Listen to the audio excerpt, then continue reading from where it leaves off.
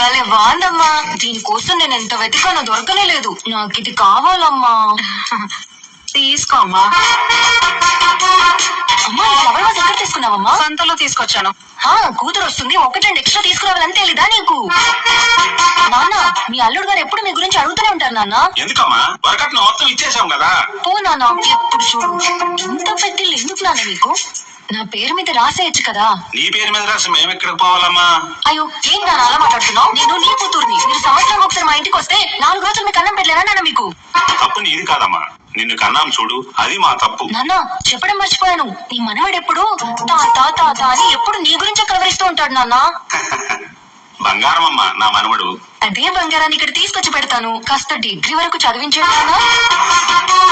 Shirt iron చేసి పెట్టాను చూసావా? రే నేను చూడలేదురా.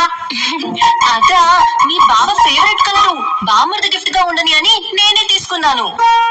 అమ్మా అమ్మా అమ్మా అమ్మా నాన్న, మీ ఇద్దరు వదిలి వెళ్ళడానికి నాకు మనసు రావడం లేదు. వచ్చే వారం తొందరగా వచ్చేస్తాను. కొత్త చెప్పులు ఇప్పుడు కొన్నాయమ్మా. ఇవి నావి, పక్కింటి ఆవిడవి. అవునా, సరే అమ్మా. నాన్న ఆటో ఛార్జీలకు ఒక 1000 రూపాయలు ఫోన్ పే చేయి నాన్న. అది కూడా చేయమంటావా?